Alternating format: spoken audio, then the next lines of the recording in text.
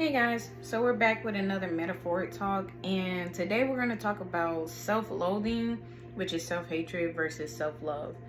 Um, of course, it sounds like a big difference, but I don't think people really talk about the magnitude of um how effective it really is, and how self-loathing, depending on how you were raised, is very much programmed from it's the starter program from childhood trauma, relationship trauma.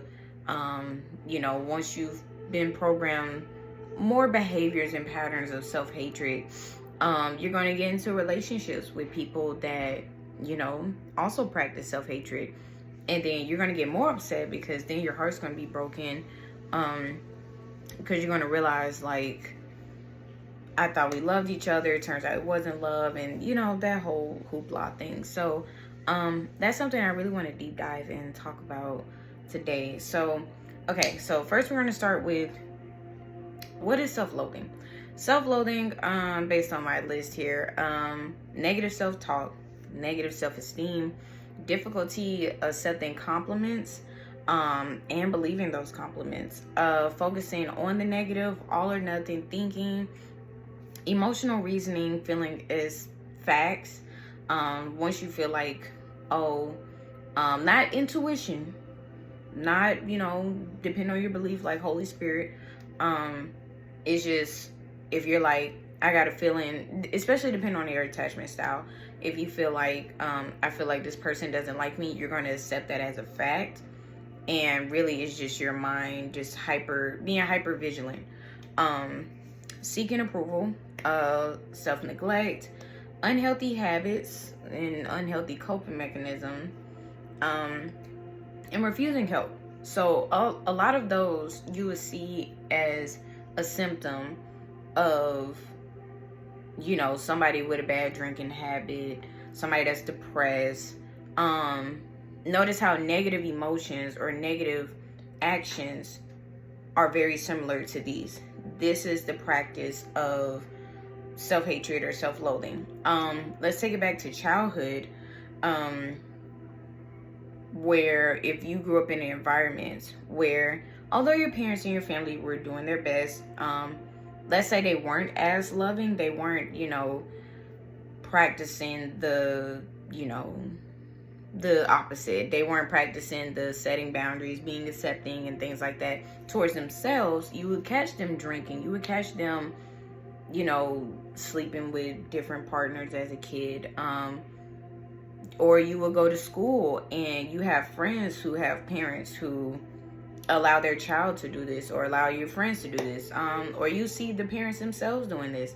And we have to think about it. From the time that we are active in the subconscious mind, pretty much, like, before you can finally fully remember things, your body's realizing a lot. Your body's going to take on a lot of, like, okay, I don't like water, I don't like bugs, I don't like this, that, and the third. So when you become active and you're like, I don't know where that fear came from, but I have a fear of it, the same thing can happen with seeing self-loathing, action, seeing arguments, seeing fights, hearing cussing, and things like that.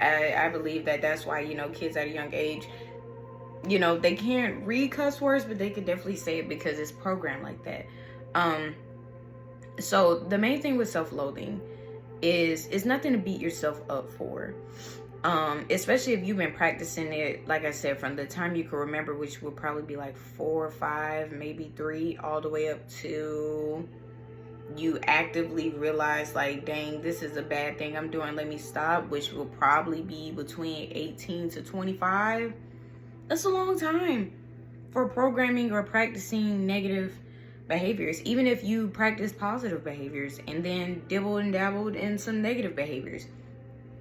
Programming your mind and your body to believe that that is love, that's what we're talking about today, because that's not love. That is self-hatred. Even when you practice self-love, there will be times that you fall into actions or meet people with those actions and fall in love with them.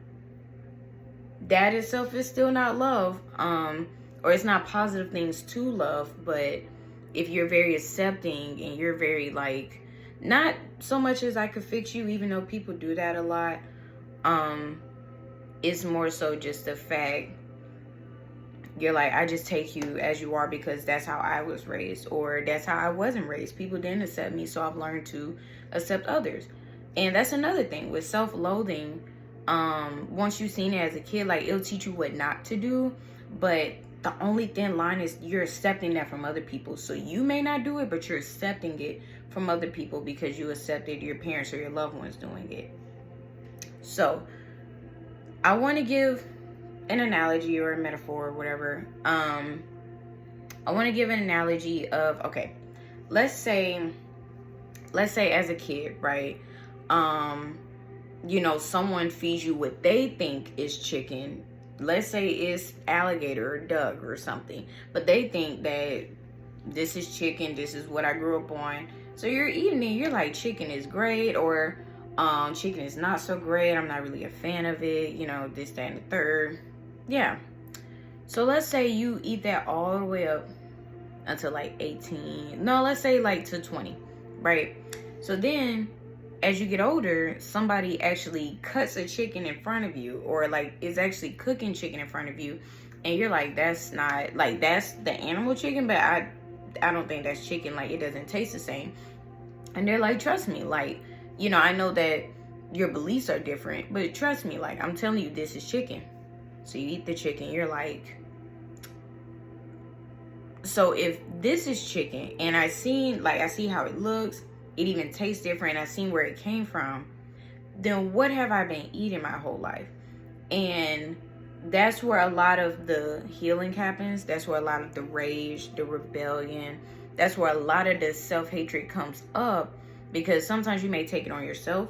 You may take it out on yourself and others, or you may just take it out on others and be like, you poisoned me, you lied to me, you tricked me, broke my heart, you betrayed me. So many different things that you could say, and it's all like the part where forgiveness comes in. This is the transition from self-hatred to self-love, or hatred to love in general, is you have to forgive. Like, you were raised to think that was chicken. All you did was teach me what you knew. The second truth to that, because two things or multiple things can be true at once, is I don't like that. I don't like chicken itself now. I don't like whatever I was eating, and I don't like the fact that you taught me that, and I don't like the fact that you were taught that. You know what I'm saying? Even if I'm not cool with you as a parent, as a friend, as a caregiver, my morals just don't align with that, period. And you have to feel those feelings, feel those emotions, let it out, not just in talk therapy, but somatic therapy, physical therapy. There's just different types of therapy. Like, if you gotta get in the water, if you gotta color it out, if you gotta let out some steam, some rage, hit something, not someone, but hit something like a rage room or something. Definitely feeling those emotions, because that's a lot. It may sound black and white, it may sound like all or nothing right now, but as a human, feeling those things and letting them come up and having to let them go with the understanding and acceptance of either I just don't want chicken altogether, or I let go of what I thought was chicken and I am open and accepting to new forms of food. And this is what leads to the self-love. Being accepting, setting boundaries, practicing self-care, being graceful and forgiving, prioritizing self, no need for validation, being open with boundaries. So instead of just being open and accepting anything, which would be more so on the self-loathing side, because you're not even being mindful. I wouldn't say you don't care to be mindful, but you're just not protecting yourself from harm's way. Because you may feel like you're not worthy of being protected and things like that. So being open with boundaries with, okay, I'm open to trying, chicken more often. I'm open to trying duck or alligator with a new perspective. And I'm open to trying like other forms of food. And I'm open to like I said, forgiving, accepting, and letting go of what I thought was, which means all of the emotions that you have within that, you're gonna have to just mail that back to God, the universe, you know, whatever you believe in. And you know, depending on how you're raised, you know, sometimes people feel like, no, you deserve this package, all this grief and stuff, here you go. If that's what feels better for you, do what feels better for you. But I would just also say, like, putting your burden on someone else, whether they were aware or not, may not be as healing as you may think it might be. Because especially if you keep in contact with them, they're just going to bring it, all that energy back. And now you're playing ping pong with negative energy, which can be really harmful to the mind, body, and spirit for sure. And you don't deserve that. So, I hope that analogy helps. I think that we all deserve to be loved, in our own way. Some people see love as different. Love is not one-track minded. Love is not just relational. Love is not just hearsay. Like, be open to different forms of love and what it could look like and what it could feel like, and what it could seem like, and move within that. The practice of self-love, even though it may feel like rainbows and butterflies, you'll feel a lot of energy when you first do it or within the first time. But when that negative energy comes up and you have to pour love into it, a lot of poison is going to pour out of the cup first before you can actually see the cup be clear. Like, I don't know if you guys seen videos where, like, they'll put like wine or something in the cup, and the more you pour water, all the wine has to filter out, then it's just water in the cup. So allow yourself to filter out, allow yourself to feel those emotions, and allow yourself to breathe while going through that, because life is hard. It feels like it's just nonstop. But I will say, overall, towards the end, when you're more comfortable with just, I'm working on loving myself, or I currently love myself, or, you know, whatever, allow yourself to just be, in all forms. Like, when it comes to finances, you deserve to save, because you deserve to have money for that trip you really want to go on, or you deserve to have money left over just for shopping, or if you can't, you know, save and things like that, because, you know, you are living paycheck to paycheck, you deserve to work hard. You deserve to start that side business that you've been thinking about, or you deserve to remind yourself and fulfill yourself with positive thinking to get you through those times of frustration of, dang, like, I really want to do X, Y, and Z and I can't with my finances, or like having to remind yourself that you are loved and you deserve to not get taken advantage of, because that's all people around you are doing right now.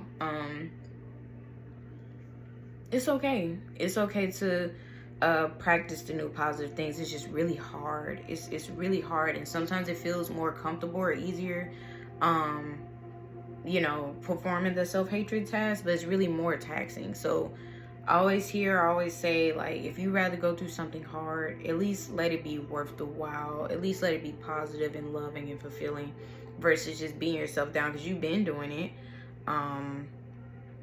And how has that worked out for you?